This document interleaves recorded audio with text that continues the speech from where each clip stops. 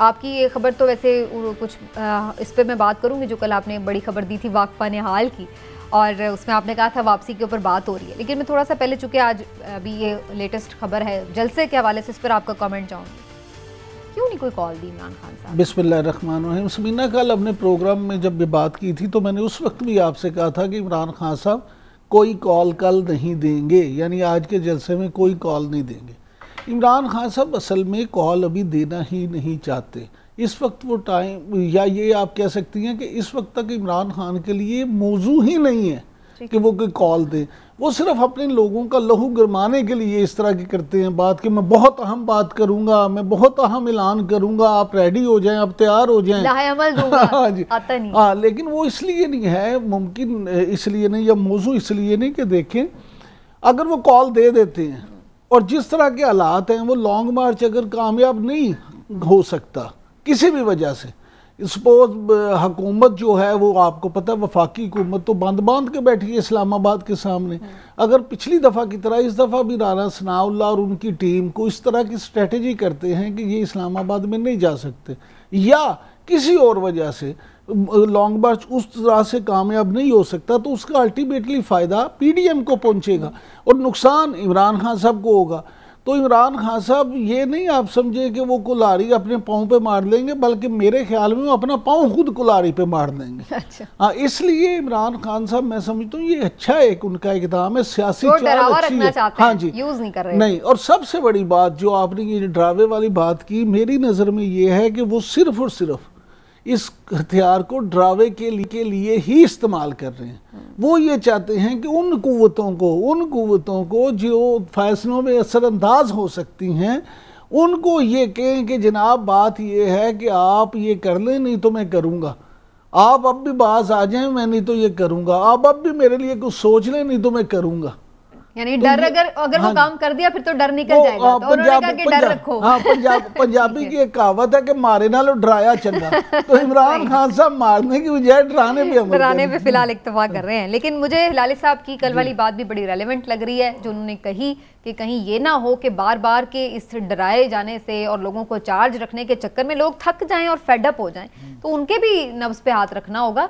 हिलाली साहब, आज आप भी क्या ये समझते हैं कि PTI का कारकुन मायूस हुआ होगा कि कोई डेट अनाउंस नहीं हुई, कोई फर्दर ऐसी बड़ी अनाउंसमेंट नहीं की गई जिसके लिए वो सब जमा हुए? देखिए समीना, सीधी सादी बात यह है, जब 1/3 एक तीसरा हिस्सा आपका मुल्क को पानी के नीचे है और 33 मिलियन लोग का हालत ये है जो इस वक्त है, तो सब लोग पूछना चाहते हैं कि why not a state of emergency. भाई, आप स्टेट ऑफ इमरजेंसी क्यों नहीं डिक्लेयर करते हैं? आप रैशनिंग क्यों नहीं डिक्लेयर करते हैं? आप ये सब इमरजेंसी मेजर्स जो आपको लेना होगा, आप क्यों नहीं लेते हैं? आप एक फ्लड टैक्स क्यों नहीं लेवी करते हैं लोगों पे? ये क्या दिखाता है?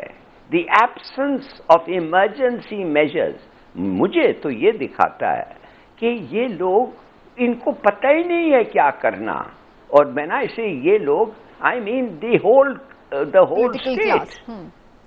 देखिए, सीधी बात है, आज का जो तकरीर था, आप यकीन कर सकती हैं कि वायलेंस के बारे में बात होती है।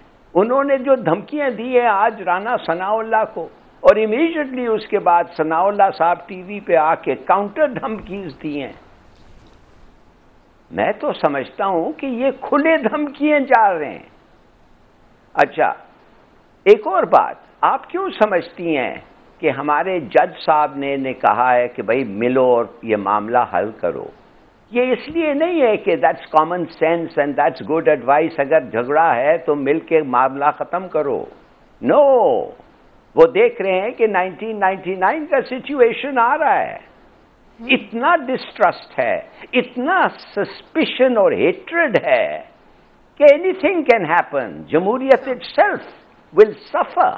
इसलिए वो कह रहे हैं, और जब जमहूरियत सफर करेगी तो जुडिशरी का भी रोल कुछ नहीं रहेगा, जैसे आपको पता है। तो इस वक्त जब हमें यूनिटी चाहिए, पीस चाहिए, इस फ्लड को डील करने के लिए हम लोग तो ऐसे काम कर रहे हैं और इधर उधर घूम रहे हैं और धमकियां दे रहे हैं as if everything is normal और सब चीज ठीक है। No, not at all. मैं तो समझता हूं कि वी आर नियर, और ये लोग एक्चुअली दे वेलकमिंग इट। आप आज का लहजा सुनना था इनका दोनों का, और खास तौर से वो वायलेंस के जो थ्रेट है, और अवाम कहती है हाँ हम देखेंगे, चलो निकलो। वो कह रहे हैं, वो प्रेशर डाल रहे हैं कि निकलो। ये क्या मतलब हुआ जब उसने कहा एक दफे मैं कहूंगा तो मार्च करे, उसके बाद कोई जलसे नहीं होंगे, कुछ नहीं होगा। इसके माने दैट्स द फाइनल ऑप्शन। भाई पॉलिटिक्स में कोई फाइनल ऑप्शंस नहीं होते हैं। अच्छा, और फाइनली जो न्यूज मैंने अभी मुझे मिला है, और शायद आई एम श्योर इमरान याकूब को भी मिला है, आपने भी सुना होगा, 3 दफे अलवी साहब ने पूरी कोशिश की है इन लोगों को बिठाने। दो दफे तो पक्की बात है जी। एक मीटिंग 15 मिनट और दूसरी मीटिंग कुछ और, एंड टोटल नॉन एग्रीमेंट। बल्कि ऐसा लग रहा है, मुझे नहीं पता, मुझे कोई इल्म नहीं है इसके बारे में, मगर जब कोई 15 मिनट और 20 मिनट के लिए लोग मिलते हैं, जब इतनी बड़ी बात है, इतना वक्त चाहिए उसको सॉर्ट आउट करने के लिए, लगता ये है कि कोई ना कोई उठ के चले गया होगा। ये हालत है मुल्क की, और हम लोग कह रहे हैं, हम लोग इन ओल्ड पॉलिटिकल टर्म्स बात कर रहे हैं। मेरे ख्याल में वे मिसिंग इट। बहुत आपने राइटली इसको मेंशन किया है लाली साहब। लेकिन इमरान साहब, जो ये बात हो रही है पस्से पर्दा, आपको भी लगता है कि ये बिल्कुल बेनतीजा चीज़ें हैं और इसका कोई असर नहीं? क्योंकि जब इमरान खान साहब अगर फाइनल कॉल नहीं दे रहे, उससे गुरेज कर रहे हैं, तो इससे एक तासुर ये भी जा रहा है कि जो पीछे कोशिशें हो रही हैं, कोशिश ये है कि शायद उसी से ही कोई बात बन जाए और फिर उस तरफ जाना ही ना पड़े। समीना, मैं हमेशा कहता हूं कि हर चीज़ का हल जो है वो टेबल पे ही निकलता है। मेज़ पे आप बैठते हैं, मुज़ाकरात करते हैं, तो फिर चीज़ें निकलती हैं। इसीलिए जब असम्बलियों में जाने की भी बात होती है, तो हमेशा से मेरा मौक़िफ़ ये रहा है, जो किसी की नज़र में गलत और किसी की नज़र में ठीक हो सकता है, लेकिन मेरा मौक़िफ़ हमेशा ये रहा है कि इमरान खान साहब को सियासी तौर पर असम्बलियों से निकलने का नुकसान हुआ है। अगर वो असम्बलियों में होते तो शायद हुकूमत को ज़्यादा टफ टाइम दे सकते। मैं इस बात पे कन्विंस्ड हूँ कि पसे पर्दा कोशिशें हो रही हैं। कोई एक दिन भी ऐसा नहीं है जिस दिन वो कोशिश ना हुई हो।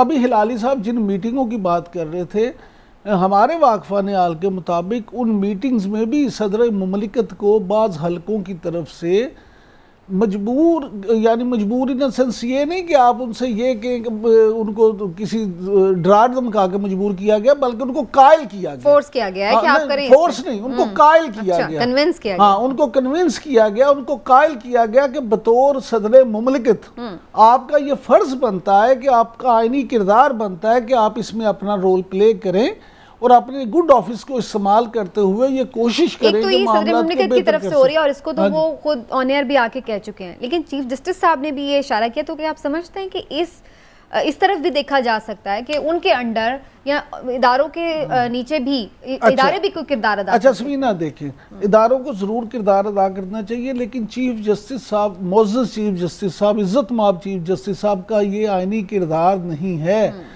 कि वो अपने अंडर बिठा के तो इस तरह के मामलात को हल करें। वो ये ज़रूर तजवीज़ दे सकते हैं, जैसा कि उन्होंने कहा मोअज़्ज़ज़ चीफ जस्टिस ने सुप्रीम कोर्ट के भी और high court, Islamabad high court के भी, कि जनाब आप सियासी मामलात को सियासी फोरम पे हल करें, इस तरह से उनकी बेतुकीरी ना करें, इस तरह से आप ये मामलात को ना करें। देखें, वो ये तो कर सकते हैं, लेकिन वो ये नहीं कर सकते कि वो झिड़गा बिठा लें और उस पर कह के नहीं ये करो। लेकिन ये लोग आपस में इतने, मैं समीना आपको मेरी बात सुन लेना, मैं आपको जो बताना जा रहा हूँ, मैं बताना आपको ये चाह रहा हूँ कि इस वक्त तमाम स्टेक होल्डर्स,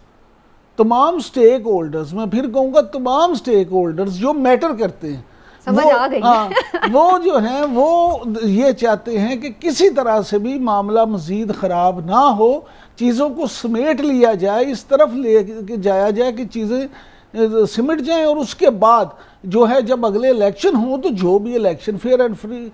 ये तमाम चीज़ों में से मुझे एक चीज़ ज़रूर नज़र आ रही है कि जितने मामलात ख़राबी की तरफ पहुँच गए हैं, अब अगले इलेक्शन मुझे बड़ी उम्मीद है कि फ्री एंड फेयर होंगे और उसके कोई भी स्टेक होल्डर अब ये अफोर्ड नहीं कर सकता कि अपनी मर्जी करते हुए इलेक्शन में उस तरह की धांधली करे या उस तरह की धांधली की कोशिश करे कि असल हकदार को जो आपने मिलने से महरूम की किया जा के इदारों का वो है नहीं है किरदार आईनी तौर पर, वो आपकी बात बजा, लेकिन जिस तरह का पॉलिटिकल लीडरशिप में एक खलीज है, दुश्मनी बन चुकी हुई है, वहाँ पर तो कोई सालिस होगा तो बात बन सकेगी। अदरवाइज ये लोग तो आप देख रहे हैं वो अपनी धमकियाँ लगा रहे हैं, वो अपनी बात कर रहे हैं। नहीं, आप ये बेफिक्र हो जाएं, जब ये मामला होगा ना, ये सियासतदान बड़े समझदार और ज़हीन लोग होते हैं। ये अवाम के सामने इनका एक चेहरा होता है, अवाम के पीछे इनका दूसरा चेहरा होता है। ये अपने मफाद को देखते हैं, अपने सियासी मफाद को देखते हैं, और इन्होंने हर काम अपने सियासी मफाद तो ये बैठ जाएंगे, फिर ये बैठ भी जाएंगे, ये मामले को हल भी कर लेंगे, ये सारी चीज़ें कर